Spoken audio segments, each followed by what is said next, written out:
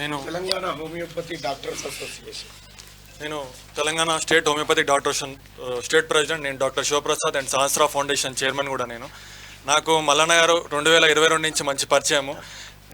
తన నుంచి ఎక్కడ ఉన్న పూర్ పీపుల్ ఎవరైనా వస్తే కూడా మా దగ్గర ట్రీట్మెంట్ కోసం వీళ్ళ దగ్గరకు వస్తే కూడా మా దగ్గరకు పంపించినాడు. డాక్టర్ మేము ఏ సమస్య ఉన్నా కానీ మాకు చెప్పండి డాక్టర్ సాబ్ అని చెప్పే వ్యక్తి. నేను ఇక్కడికి వచ్చిన కారణం ఏంటంటే 2021లో ఆయుష్ వెల్నెస్ సెంటర్స్ అని చెప్పేసి పోస్టులు వేసినారు, సిహెచ్ఓ పోస్టులు. దాంట్లో మొదటగా అందరికీ ఆయుష్లో ఉన్నటువంటి ఆయుర్వేదిక్, హోమియోపతి డాక్టర్లు, నేచురోపతి, యునాని ఈ అందరి డాక్టర్లు కూడా ఫస్ట్ ఎలిజిబిలిటీ ఇచ్చారు. ఆ తర్వాత అప్పటి పైన గవర్నమెంట్ టీఆర్ఎస్ గవర్నమెంట్ తర్వాత ఈ టెర్మినేషన్ లెటర్స్ ఇవ్వడం జరిగింది.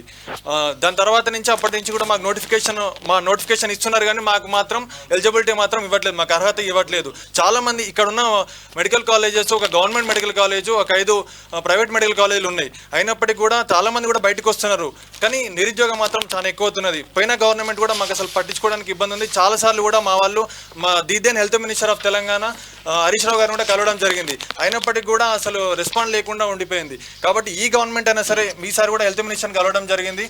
ఇప్పుడు కూడా అన్న ఎమ్మెల్సీగా నిలబడబోతున్నాడు కాబట్టి నేను కూడా I'm from Yadadri Bhuvanagiri district కాబట్టి I'm the state president. So అన్న ఒక బ్రిడ్జ్ లాగా పనిచేసి ఈ యొక్క సమస్యలని తీర్చాలని చెప్పేసి ఒక సొల్యూషన్ విధంగా చూస్తారని చెప్పేసి ఆశిస్తూ మేము ఇక్కడికి రావడం జరిగింది. అదేవిధంగా యునాని, నేచురోపతి, హోమియోపతి వైద్యులు వాళ్ళకి కూడా ఆయుష్ వెల్నెస్ సెంటర్ల సిహెచ్ఓ పోస్టులకి ఎలిజిబిలిటీ తక్షణమే ప్రకటించాలి. అదేవిధంగా ఇప్పుడు మెడికల్ ఆఫీసర్ పోస్టులు కూడా 30 మెడికల్ ఆఫీసర్ పోస్టులు, చాలా తక్కువ మెడికల్ ఆఫీసర్ పోస్టులు అయినా కూడా అది కూడా ఇవ్వట్లేదు.